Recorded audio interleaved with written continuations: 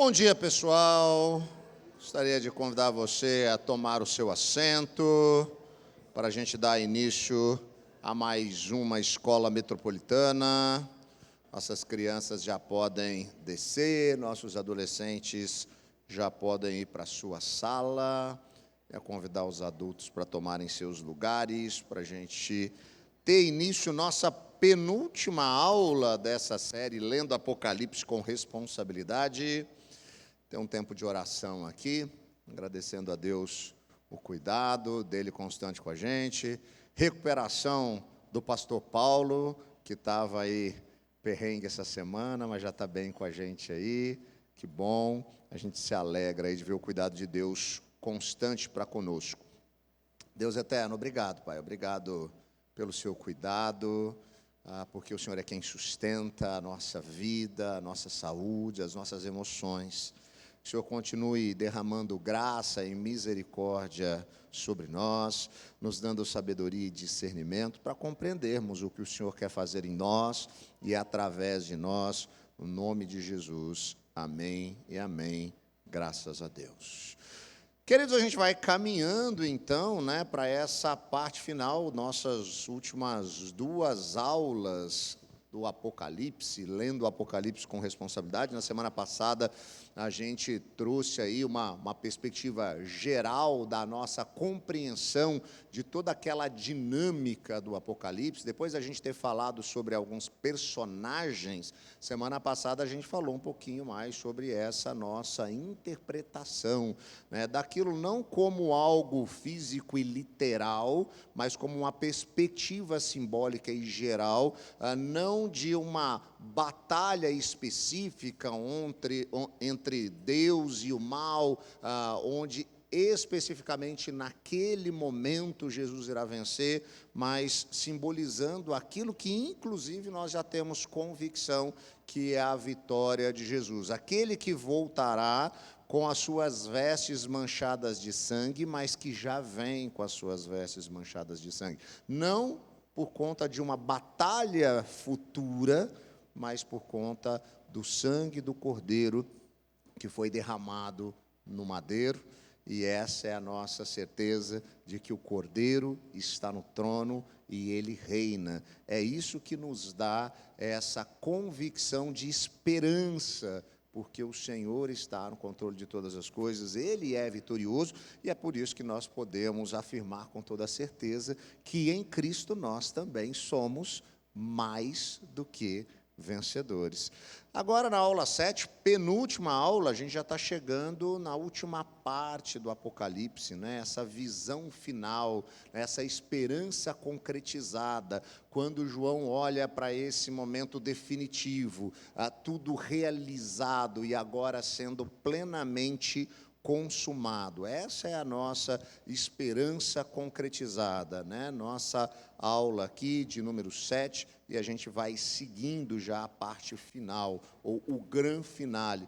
Quando a gente chega nos últimos capítulos do livro de Apocalipse, a gente tem esse clímax do Novo Testamento nos mostrando que a encarnação em Jesus, agora ela se repetirá para sempre como Deus e o Cordeiro habitando com a humanidade para sempre. O Deus encarnado nos mostra a inauguração desse reino, e agora, na eternidade, nós podemos ter essa convicção de que a presença de Deus, ali revelada em Cristo Jesus, ela será algo pleno, perene, constante para nós na eternidade. O reinado de Deus, que foi inaugurado com a vinda, morte e ressurreição de Jesus, que é narrado ao longo de todo o Novo Testamento, nas perspectivas do Evangelho, agora chega à sua plenitude, e é simbolizado, como a gente tem falado desde o início aqui, com o trono de Deus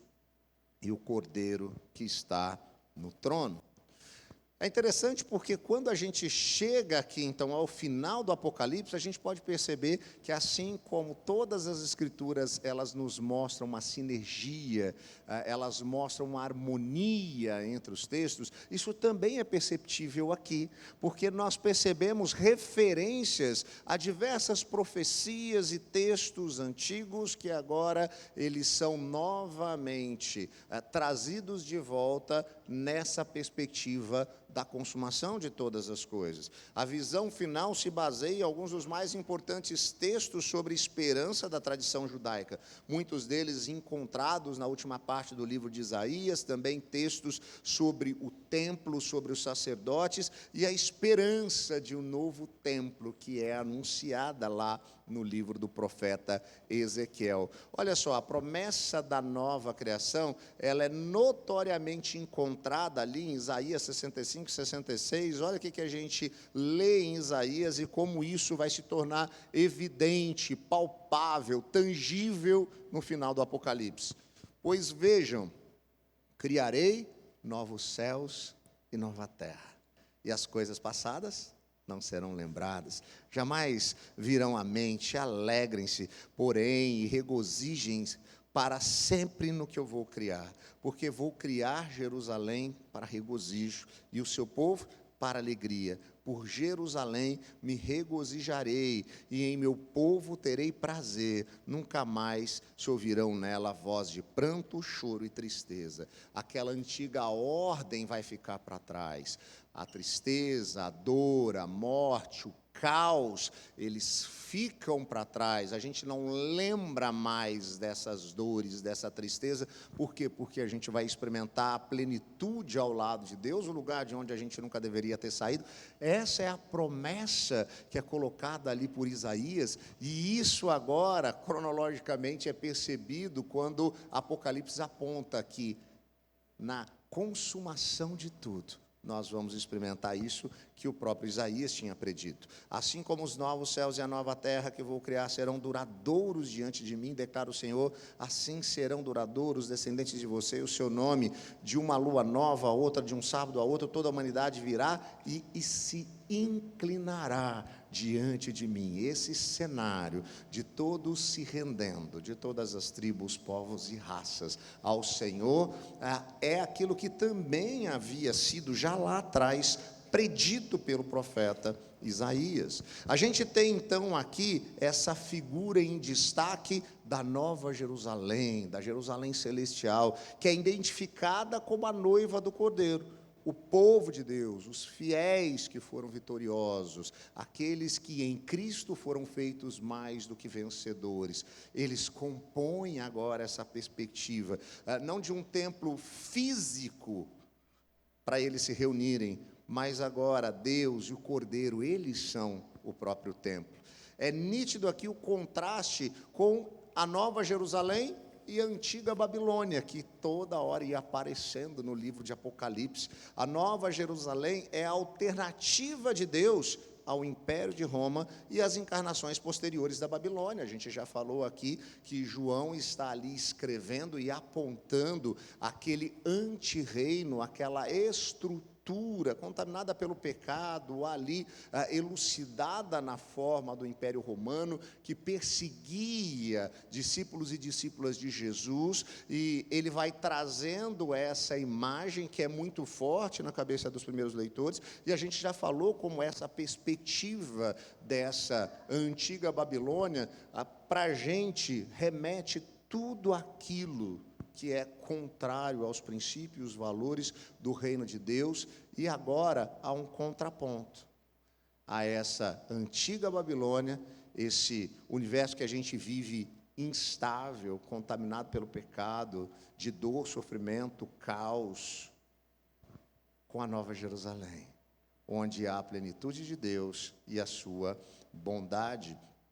É uma forma de demonstrar, então, esse contraste nas dimensões simbólicas também dessa cidade. Por quê? Porque ele traz diversos elementos aqui que remetem tanto à perspectiva do Império Romano, quanto àquilo que seria estabelecido de maneira completa e perfeita. Essa nova Jerusalém aqui, ela é apresentada, né, como um ambiente de 12.000 estádios, ou na nova versão internacional, 2.200 quilômetros de comprimento, largura e altura, significando aqui que essa cidade, ela iria cobrir aproximadamente toda a massa do território do Império Romano.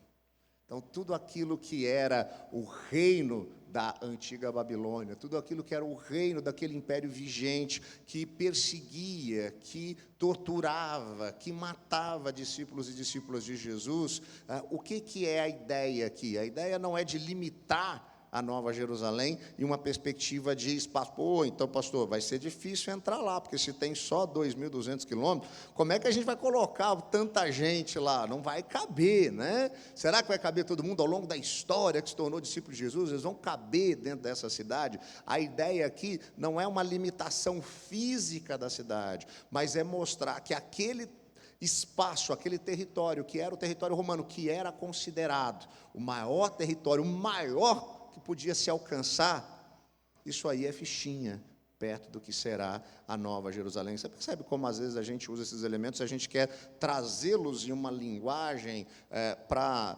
limitar algumas coisas, então, isso é uma limitação? Não, isso aqui é só para dizer, aquilo que se conhecia, que era o máximo possível, não é nada perto daquilo que nós vamos experimentar na Nova Jerusalém. A cidade é descrita como um quadrado, provavelmente porque o ideal primitivo ali de construção remetia ao quadrado como algo perfeito e completo. Normalmente a cidade era estabelecida assim, como grandes quadrados. A própria antiga Babilônia, a cidade da Babilônia, era construída e estruturada dessa forma. A cidade também é descrita como um cubo, né? A gente fala ali de comprimento, de largura, de altura, porque o Santíssimo Lugar no Templo de Salomão era esse formato, ele tinha esse formato. E os filhos vitoriosos de Deus, então, são uma comunidade de sacerdotes que estão nesse templo. Essa é a ideia que ele quer passar. Onde que eles estão? Eles estão no centro, no Santo dos Santos do Senhor. Essa é a compreensão que João está trazendo. Então, o tamanho da Nova Jerusalém indica a plenitude dos seus habitantes, desde visões de uma assembleia multinacional até a promessa de todas as nações se reunindo em adoração. Apocalipse avança rumo à visão de uma humanidade que foi remida e agora plena em Cristo. Todos esses elementos, toda essa simbologia é trazida para que a gente entenda essa inteireza, essa perfeição, essa completude. Então, isso é percebido em símbolos numéricos, em distância, isso é percebido em forma. Tudo que João está querendo trazer aqui é uma compreensão para nós da perfeição disso, da completude disso. Tudo aquilo que nós sempre ansiamos, que é essa visão de nos sentirmos plenos e completos, que é sempre a nossa busca, é isso que nós teremos na Nova Jerusalém. É essa sensação de que não falta mais nada. Você já percebeu que a gente sempre tem a sensação de que falta alguma coisa? Tudo que a gente faz, tudo aquilo que a gente conquista, tudo aquilo que a gente tem, para todo lugar que a gente vai, sempre existe a sensação de que ainda falta alguma coisa. A ideia aqui é, a Jerusalém Celestial nos dá a sensação de plena completude. A gente não precisa de mais nada. Tudo que é perfeito, tudo que a gente necessita, a gente tem ali. E aí a gente percebe, né, o que não vai ter lá. Não tem o mar ali simbolizado em Apocalipse como o caos, o mal, de onde emerge a besta que se opõe. E aí não é meramente um problema com o oceano, não. É a ideia do simbolismo que aquilo representava e trazia dentro de Apocalipse, e ele não existe mais nessa cidade, porque lá também não há morte, não há lágrimas, não há lamento, não há choro, não tem coisas malignas, não tem coisas impuras, não tem coisas malditas, não há nem mesmo o templo mais, porque o Senhor, Deus Todo-Poderoso, e o Cordeiro são o próprio templo. Não há portas fechadas, porque não haverá perigo nem ameaça. Então, o ato final da redenção, né? Pegando a perspectiva da metanarrativa, se vê presente agora na restauração, na consumação de todas as coisas. Deus cria tudo de maneira maravilhosa e perfeita. Ele olha para tudo aquilo que Ele faz, Ele vê que aquilo é muito bom. Ele cria a humanidade à sua própria imagem e semelhança, essa é a coroa da criação. Mas acontece a separação, a queda, a humanidade buscando se tornar sua própria divindade, vira as costas para Deus e mergulha no caos, porque no momento em que ela está desconectada daquele que é completamente bom, ela experimenta plenamente o mal e as consequências do pecado que trazem para nós a morte. O desespero é tremendo pela nossa incapacidade de encontrar um caminho de volta, mas Deus, em seu amor, graça e misericórdia, cria essa possibilidade de nós sermos redimidos. Ele entra na história, na pessoa de Jesus, aquele que derrama a sua vida e o seu sangue em nosso favor, fazendo por nós o que não poderíamos fazer. Nós agora vivemos, então, a nossa missão, o nosso ministério da reconciliação. Somos arautos do Senhor, somos anunciadores da mensagem de que Deus, por meio de Cristo, está reconciliando consigo o mundo, e temos a esperança da consumação, da restauração de todas as coisas.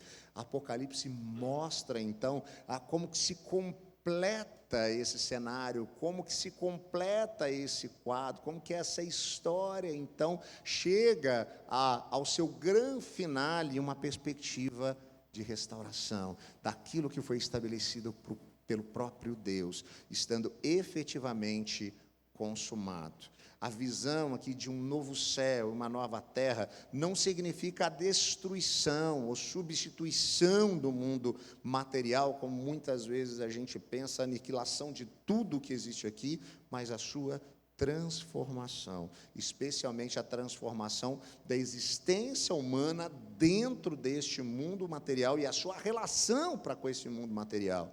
Em Apocalipse 21 e 22, nós somos imersos em materialidade do início ao fim. O paraíso, a criação original descrita em Gênesis, ele é restaurado, ele não é abandonado ou destruído.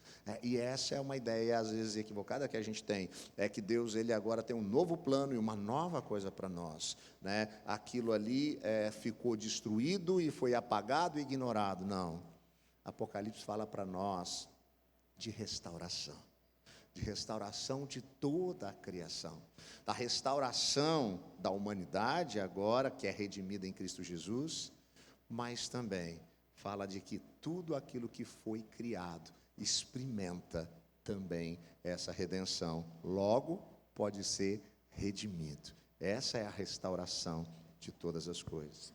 O paraíso restaurado, ele não pode ignorar todo esse tempo, décadas, séculos, milênios que se transcorreram sob a civilização humana. Assim, esse paraíso não é apenas um jardim, como às vezes a gente pensa, que saímos do jardim e voltaremos ao jardim. E às vezes a nossa ideia de paraíso, de eternidade, ela remete ao início e ignora tudo aquilo que aconteceu, mas ela não é apenas um jardim, ela é um jardim urbano, ou melhor ainda, ela é uma cidade-jardim. Nós não vamos do jardim para o jardim, nós vamos do jardim agora para uma cidade redimida, restaurada. Isso nos diz que não é a civilização, cultura, cidade que é intrinsecamente má. O jardim era bom, aí está vendo? Aí quando o mal entra, aí vira cidade. Então agora, para ficar tudo bom de novo, a gente tem que voltar para o jardim. Não. Aqui a gente percebe que a humanidade, ela se torna má, mas Deus é capaz de restaurar todas as coisas. E tudo aquilo que nós vivenciamos, ele também é restaurado e redimido. É por isso que essa cultura, civilização e cidade, elas podem também experimentar essa restauração.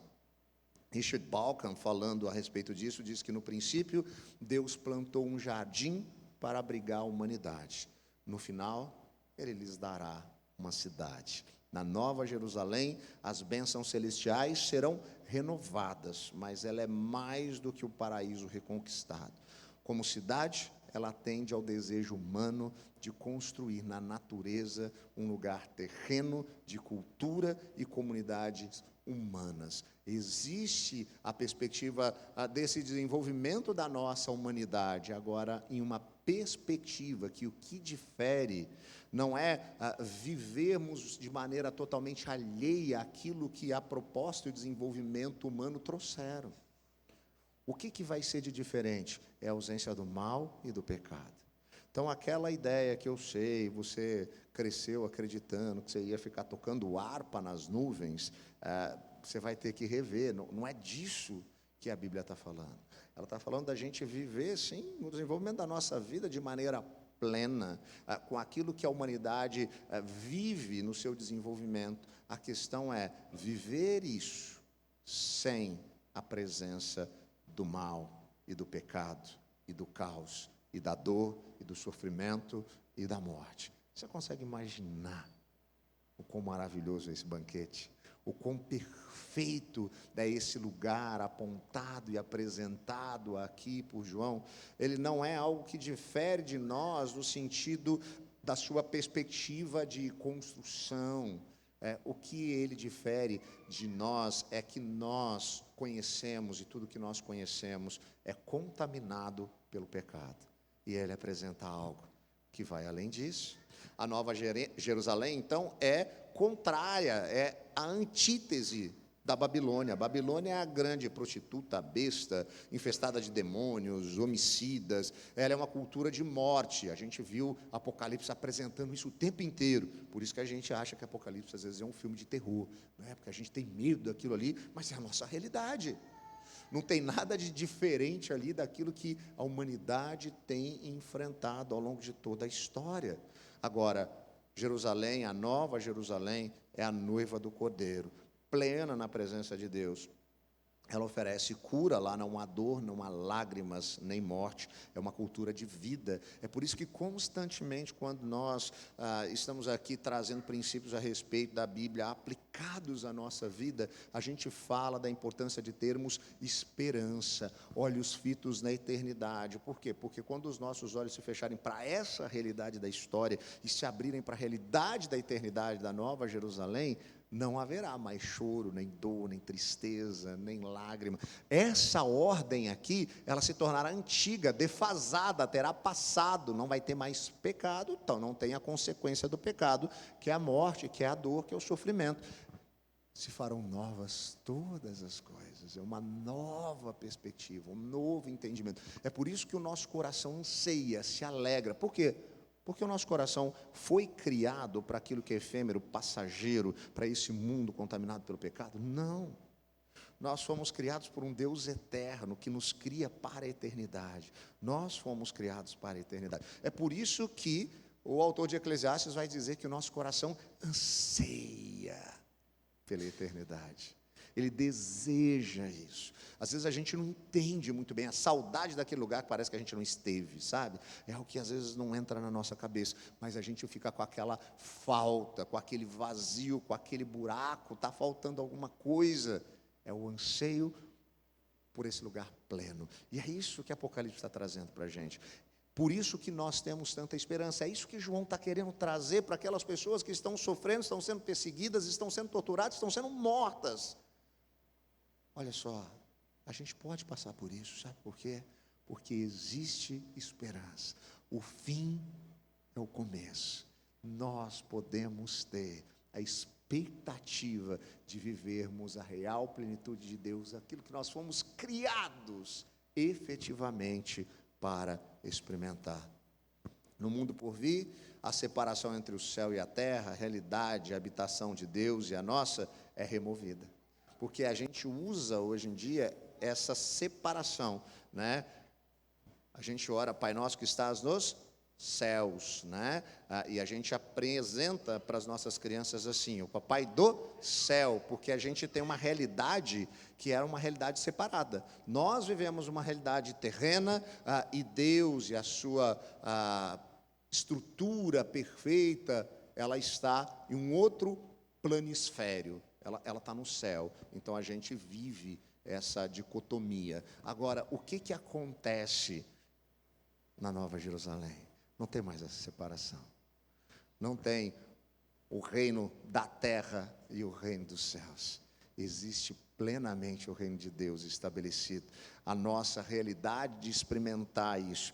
E quando a gente fala de reino dos céus, não é que aí as coisas vão subir e vai ser nas nuvens. Não. É que não vai ter mais essa separação entre esses dois planos, entre aquilo que é estabelecido por Deus na eternidade do seu reino e aquilo que nós vivenciamos aqui na história de um mundo instável, contaminado pelo pecado. Essas barreiras, elas vão ser rompidas. A gente vai experimentar da plenitude de Deus aqui e agora, um estado de encarnação permanente, por assim dizer. Essa é, na verdade, a mais importante característica da Nova Jerusalém, a presença divina em toda a sua plenitude e glória. Pastor, mas hoje a gente não experimenta a presença divina em toda a sua plenitude e glória? Não. Nós vivemos lampejos de termos sido criados à imagem e semelhança de Deus. Então nós temos um pouco disso aqui na história diante da humanidade. E a gente pode perceber isso de diversas maneiras, tanto para aqueles que creem, quanto para aqueles que não creem.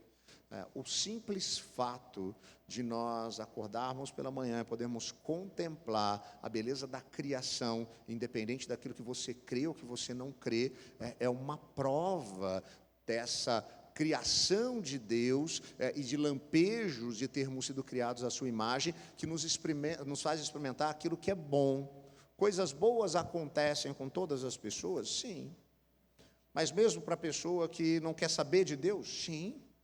Essa pessoa vai viver momentos alegres e agradáveis nos seus relacionamentos, ela vai se casar, ela vai ter filhos, ela vai experimentar coisas boas, lampejos daquilo que é bom, porque aquilo que é bom provém de Deus, o Criador, que é completamente bom. Mas aqui na história, por conta do pecado, nós também temos lampejos do mal. Nós conhecemos as duas coisas. Lembra que lá no início, isso é simbolizado a partir de uma árvore, que é a árvore do conhecimento do bem, que a humanidade já conhecia, porque conhecia Deus, e o mal. Então nós vivemos aqui essa relação paradoxal, experimentando essas duas coisas. Você consegue viver a sua vida como uma montanha-russa. Você acorda de manhã e tem uma notícia maravilhosa, e vai dormir à noite com uma péssima notícia. Por quê? Porque esse é o mundo que nós vivemos. Ele é instável, ele tem lampejos da criação de Deus e de sermos feitos à sua imagem e semelhança. Mas ele tem lampejos do pecado, da desconexão, do caos, da dor, do sofrimento e da morte. Esse é o nosso mundo. O que é diferente na Nova Jerusalém? Não tem instabilidade. Eu costumo dizer que quando a gente fala de instabilidade, para entender, né? Quando você chega em casa, está tentando acessar sua internet, quer ler seus e-mails, quer mandar suas mensagens, e aí você não consegue, você já está bravo com aquilo, a internet não está funcionando direito, aí você pega o telefone, tenta falar com a sua provedora de serviços de internet, e depois de muito tempo ouvindo musiquinha, enfim, você consegue falar com o chatbot, e aí ele te envia para um outro canal, e aí, enfim, você fala com uma pessoa de verdade, carne, pele e osso, você está desesperado, você precisa acessar, e fala assim, eu preciso acessar meus e-mails, não estou conseguindo. Aí a pessoa responde para você, senhor Rodrigo, o problema é que a sua internet está instável no momento. Isso eu já percebi, minha querida, né? Ela não está funcionando do jeito que ela deveria. Ela está experimentando momentos de instabilidade. Esse é o mundo que a gente vive. A gente vive em um mundo instável. As coisas às vezes funcionam, às vezes elas não funcionam. Às vezes dá certo, às vezes não dá certo. Por quê? Porque tem instabilidade. A Nova Jerusalém, meu amigo, a conexão não falha. Você consegue imaginar, né? 777 Gs, né? Para ser plenamente perfeito. É essa conexão que a gente vai experimentar. Não tem mais instabilidade para você. Você vai chegar e vai conectar os seus e-mails. O Rodrigo já ficou feliz, ele está querendo já a internet da Nova Jerusalém, né, Rodrigo? Eu já vi o Rodrigo pensando assim, nossa, já imaginou, né, essa internet? N.T. Wright fala que o casamento entre o céu e a terra, a rejeição suprema de todo tipo de gnosticismo, de todas as cosmovisões que separam o físico do espiritual, é a resposta final à oração do Pai Nosso. Não é assim que a gente ora? Como que a gente ora o Pai Nosso? Senhor, venha o teu reino, venha o teu reino. Por que a gente anseia pelo reino de Deus? Porque é o reino da plenitude, onde não tem instabilidade. E então é a consumação plena daquilo que nós oramos pedindo. Venha o teu reino. Mas o reino de Deus, pastor Rodrigo, ele já não começou, ele já não foi inaugurado em Jesus. Essa é a lógica na teologia que a gente chama do já e do ainda não. O reino de Deus, ele é inaugurado na história quando Jesus vem como Deus encarnado, quando ele morre a nossa morte, quando ele ressuscita ao terceiro dia. O reino de Deus é estabelecido ali, ele já se dá, mas ele não se dá de forma plena. Ele se dará de forma completa na eternidade. Não haverá mais instabilidade. A correspondência necessária à presença divina plena é a ausência de tudo que é contrário a Deus, tudo que é anti-Deus. Haverá a remoção de tudo que impede a humanidade de prosperar como uma comunidade diante de Deus, e a presença de tudo que promove essa prosperidade e relacionamento com Deus. Nessa realidade, as pessoas terão tudo o que elas necessitam. Elas viverão de maneira plena, com seu coração totalmente satisfeito. Essa é a promessa da Nova Jerusalém. Você consegue perceber aqui de maneira palpável isso? Aquilo que o nosso coração anseia, as nossas necessidades, aquilo que a gente busca, aquilo que a gente precisa para se sentir realizado. É isso que essa realidade, ela nos oferece. Por quê? Porque nós experimentaremos ali a plenitude de Deus, não estaremos no mundo instável, não teremos mais as coisas que são contrárias ao reino de Deus. Aquilo que rouba a nossa alegria, aquilo que rouba muitas vezes até a nossa intimidade com Deus, não há dor, sofrimento, choro, nem lágrima. A realidade escatológica de Deus é, em última análise, sobre reconciliação entre pessoas, a cura das nações. Não é apenas uma salvação individual, isso é o que a gente precisa conversar com um pouquinho mais de atenção. A gente tem essa falsa ideia da salvação e uma perspectiva individualista. Por quê? Porque ao longo, talvez, dos últimos 2 séculos, essa dialética egoísta é aquilo que nos rege. O mundo da privatização focado no indivíduo. A gente tem dificuldade com tudo que é coletivo, porque o foco é o nosso umbigo. E aí a gente fala de salvação e a gente fala de uma salvação individual. A Bíblia, em nenhum momento, ela fala de uma salvação individual. Ela fala de uma perspectiva de uma salvação que ela é pessoal, mas que se dá em um contexto coletivo. Nós experimentamos essa salvação em um contexto coletivo. Por quê? Porque Deus não está separando para si indivíduos. Deus está separando para si um povo. Nós somos um povo eleito, separado, escolhido por Deus. E isso fica evidente aqui, essa restauração que se estabelece, as barreiras caem. É por isso que é tão pungente esse negócio de todas as tribos, todos os povos, todas as raças, todas as línguas, todas as nações.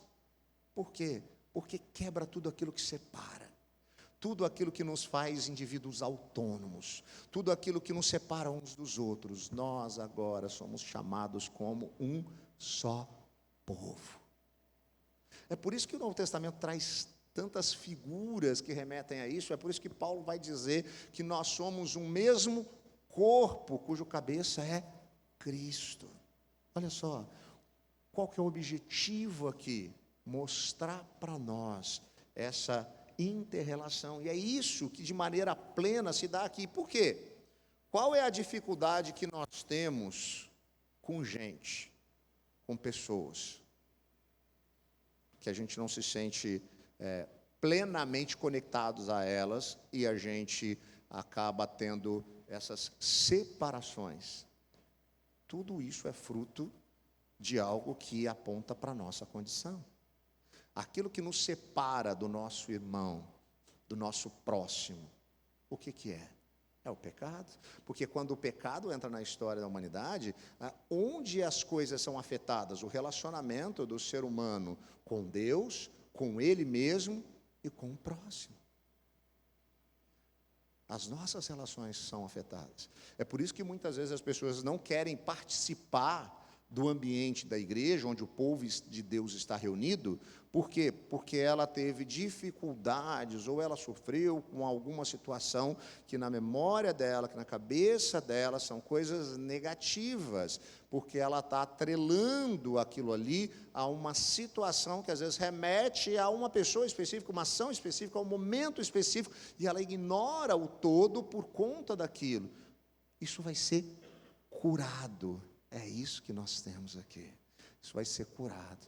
Então, a relação de Deus nos trazendo como um povo, como seu povo, independente de qualquer barreira que a gente coloque, tribos, línguas e nações, tudo isso aqui está centralizado na vida em Deus e no Cordeiro. Apocalipse, assim como o resto da Bíblia, é sobre a criação de um povo que vive em harmonia com Deus, entre si e com toda a criação.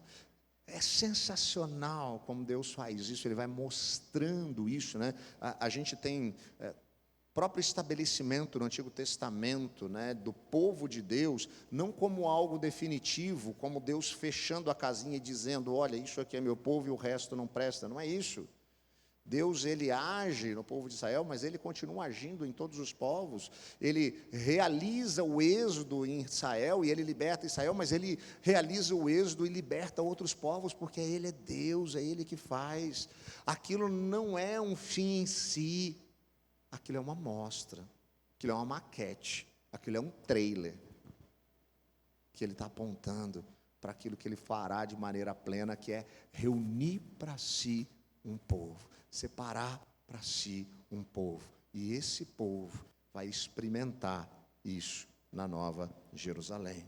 A realidade escatológica é uma esperança real e segura, expectativa por esse momento, garantida pelo Deus fiel e verdadeiro, e pela morte, ressurreição e exaltação do Cordeiro, que foi morto, a testemunha fiel e verdadeira. Nesse sentido, a presença divina será manifesta pela presença perceptível do Pai, do Filho, aquele que está no trono, e do Cordeiro vencedor. Essa realidade fica clara na declaração final, inicial e final de Apocalipse.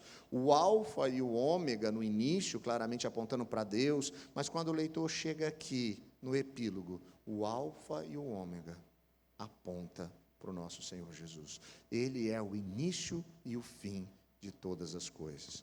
O Cordeiro amoroso, libertador e doador da vida, que é o Senhor. E Ele convida aquele que crê, qualquer um, independente de povo, tribo, raça ou qualquer estigma ou separação que nós venhamos a fazer parte da sua comunidade de discípulos, sua noiva fiel, adentrar a nova criação. Por isso, o Apocalipse, nós podemos dizer, é essencialmente um livro de evangelização, uma palavra de boas notícias, boas novas. Um convite que nós fazemos, olha, experimentem isso, vivam uma nova realidade, sigam o Cordeiro rumo a uma nova criação. Essa é a apresentação do Apocalipse. É por isso que ele pode ser percebido, sim, com essa apresentação de uma boa e plena, completa notícia. Esse não é um convite para uma espiritualidade que é privada, superficial, mas para um discipulado público, profundamente arraigado de fidelidade, de esperança, de amor, em meio ao mundo, por vezes, hostil, que segue outros senhores e deuses, como nós vimos em todo o cenário que foi construído no livro do Apocalipse, em todas as histórias narradas, em todos os selos, trombetas, taças e cavaleiros que mostram a realidade de um mundo instável. Apesar da hostilidade desse mundo contaminado pelo pecado, nós podemos viver nessa expectativa, a esperança do amor de Deus revelado de forma plena. Aplicação prática. para nós, discípulos que estamos em missão no mundo, quando nós olhamos para o livro do Apocalipse, nós somos conduzidos à adoração. Dê honra e louvor a Deus e ao Cordeiro, pela salvação presente e futuro oferecido a nós e a todo mundo. Presente porque nós já experimentamos isso aqui, essa realidade. Por isso nós podemos ter essa esperança, por isso nós sabemos que nós vamos perseverar. Isso já é uma realidade aqui, mas que aponta para aquilo que nós experimentaremos de maneira plena diante de Deus. Por isso nós o adoramos, por isso nós rendemos graças ao Senhor. A missão encare os valores e práticas da realidade escatológica que aponta para o fim agora, permanecendo fiel e verdadeiro, ainda que necessário até a morte. Viva o Evangelho aqui agora, transborde do Evangelho com atitudes e palavras. Viva uma vida que evoque perguntas cuja resposta é o Evangelho. Por que você vive desse jeito? Porque eu tenho expectativa na eternidade. Porque eu sei aquilo que me aguarda. Porque a minha visão de mundo não é uma visão que se encerra no momento em que os meus olhos se fecharem para a história. Porque eu tenho esperança de que eu vou experimentar a plenitude que eu nunca experimentei aqui. Profecia denuncia os valores da cultura de morte desse mundo e aponte para a cultura de vida e restauração que temos apenas em Cristo. O tempo inteiro o Apocalipse está apresentando uma cultura anti-reino. Besta, dragão, prostituta. O que é isso? Para onde aponta isso? Isso aponta para uma cultura que quer desviar os nossos olhos do foco, que é aquilo que nós temos em Cristo. Uma cultura anti-reino de Deus, com princípios e valores completamente deturpados, que coloca o foco naquilo que é passageiro e não naquilo que é eterno, que nos leva a colocar como ídolos do nosso coração coisas que nunca nos trarão real satisfação, que nos leva a termos uma perspectiva equivocada daquilo que é a nossa verdadeira felicidade. E aponta para a esperança. Persista em crer que Cristo, no seu retorno, destruirá definitivamente todo o mal, reivindicará seu povo, inaugurará uma nova história. É por isso que eu sempre digo para vocês, usando as palavras do C.S. Lewis, que aqui o que a gente vive na história é só a capa e a primeira página da nossa verdadeira história, porque a nossa verdadeira história, ela ecoa na eternidade. Ela aponta para algo definitivo e aí sim, pleno, completamente efetivo. Por esse motivo, a igreja adoradora, missional, profética, esperançosa, é inspirada por Apocalipse a orar, juntamente com João, todos os santos que nos precederam na fé. Maranata, ora vem, Senhor Jesus. É por isso que a gente não tem medo do fim, você não precisa sair por aí macetando o Apocalipse, né? Estude o Apocalipse com responsabilidade, né? Essa é a esperança que nós temos, essa é a expectativa que nós temos, de poder viver a plenitude. Por isso, o fim para a gente não é algo terrível que a gente tem medo, é algo que a gente anseia. É por isso que a gente usa essa expressão, Maranata, que significa, vem logo. Jesus, faz isso acontecer então, porque isso vai ser maravilhoso. É por isso que Paulo dizia que, para mim, o viver é Cristo, é servi-lo, é viver o relacionamento com Ele. E morrer? Morrer é lucro, porque aí eu já vou experimentar isso de forma plena. É isso que nós cremos. É por isso que nós podemos clamar, Maranata, hora vem, Senhor Jesus. É por isso que nós cantamos, ó vem, ó vem, ó vem, Senhor Jesus. Essa é a convicção que nós temos de poder experimentar algo completamente diferente, algo que nos trará satisfação real, verdadeira, e nos colocará no lugar de onde nunca nós deveríamos ter saído, essa plenitude do nosso Senhor. O céu não é uma passagem púrpura costurada no fim de Apocalipse para florear a retórica, mas ela é uma imersão nas realidades do governo de Deus na nossa vida, que tem o efeito de reavivar a nossa obediência, fortificar-nos para o longo prazo, estimular nosso testemunho corajoso.